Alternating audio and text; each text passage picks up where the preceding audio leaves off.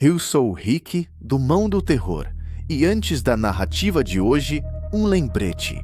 Nem tudo que não vemos deixa de existir. Se o sobrenatural te atrai, deixa o like, inscreve-se no canal e ativa o sino das notificações. Me conta nos comentários, você acredita em maldições? Agora desliga as luzes. Hoje vamos mergulhar em A Canção de Ninar para despertar os mortos, e isso vai te arrepiar até os ossos. Na penumbra silenciosa da seção de manuscritos raros da Universidade de Eudória, doutora Eleanor Vance encontrava seu santuário.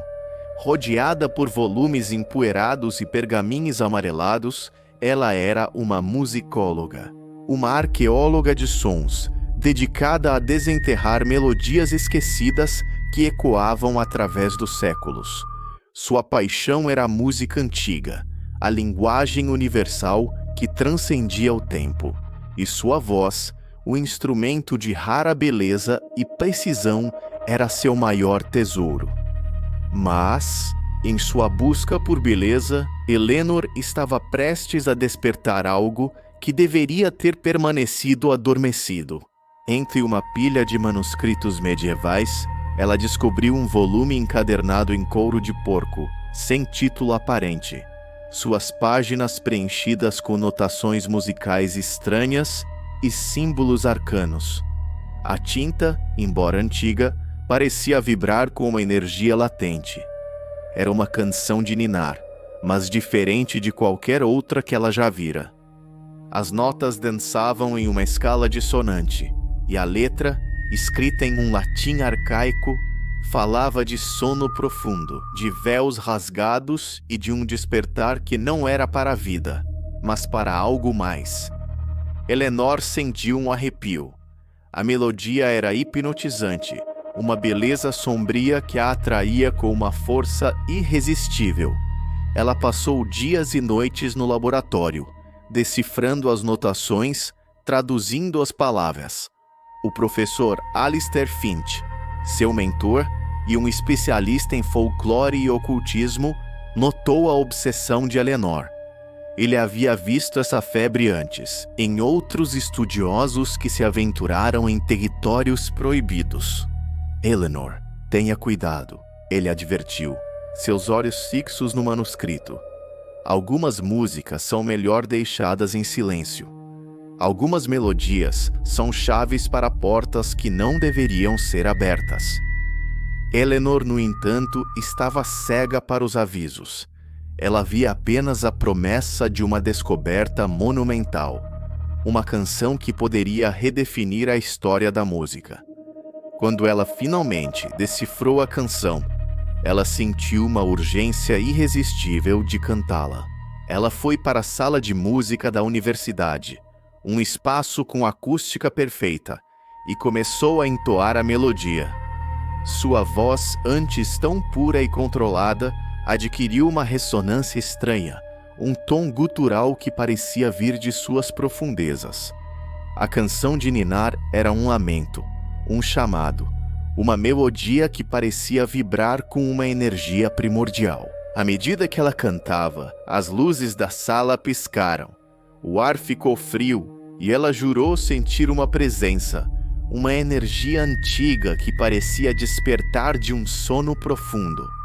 Ela continuou a cantar, hipnotizada pela melodia, pela sensação de poder que emanava dela. Quando ela terminou, a sala estava em silêncio, um silêncio pesado e opressivo. Mas ela não estava sozinha. Ela sentiu a presença. Não era uma presença física, mas uma energia fria e malevolente que parecia preencher o espaço. Ela era a entidade, a voz que a canção de ninar havia despertado. A entidade não tinha forma, mas se comunicava através de sussurros em sua mente, promessas de conhecimento musical, de poder, de uma compreensão da música que transcendia a mente humana. Ela queria mais. Ela queria se manifestar plenamente no mundo físico, e a voz de Eleanor era o seu canal. Eleanor, Inicialmente, ficou aterrorizada, mas a entidade era sedutora. Ela oferecia a ela a inspiração que ela sempre buscou, a capacidade de criar músicas que fariam o mundo tremer. Eleanor, em sua busca incessante pela perfeição, começou a ceder.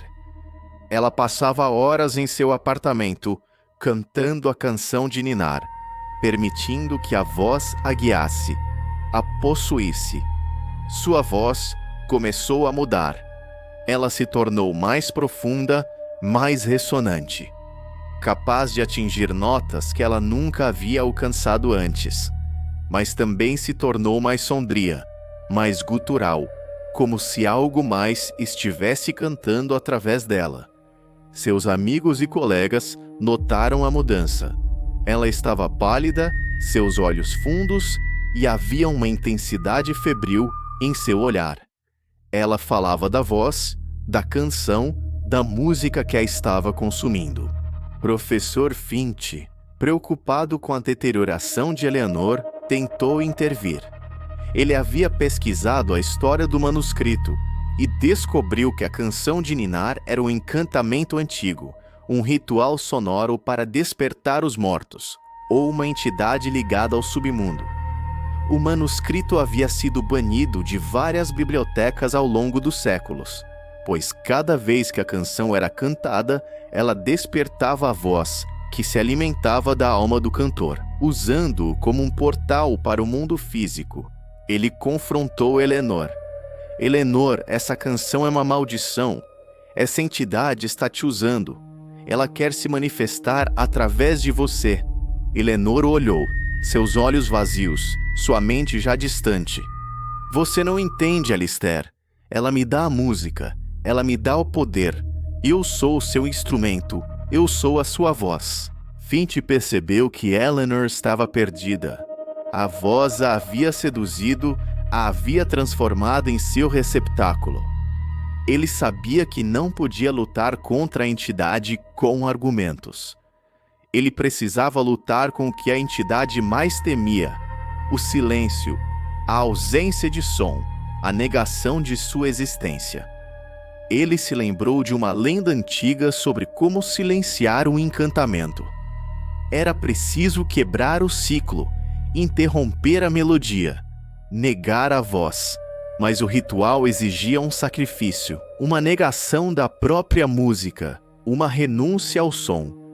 Era um risco, pois a entidade era poderosa e lutaria para se perpetuar. Uma noite, enquanto Eleanor estava em seu apartamento, cantando a canção de ninar, a voz se manifestou com uma fúria sem precedentes. O apartamento tremeu, as luzes piscaram e os objetos se moveram. A voz preenchia o espaço, um coro de sussurros e lamentos que pareciam vir de todas as direções. Eleanor estava no centro do turbilhão, seus olhos abertos e vazios, sua voz ressoando com uma força sobrenatural. Finch invadiu o apartamento, ignorando o caos. Ele viu a figura de Eleanor se tornar translúcida, sua forma se fundindo com a energia da voz. Ela estava sendo consumida, transformada em um portal para a entidade. Ele sabia que precisava agir rápido.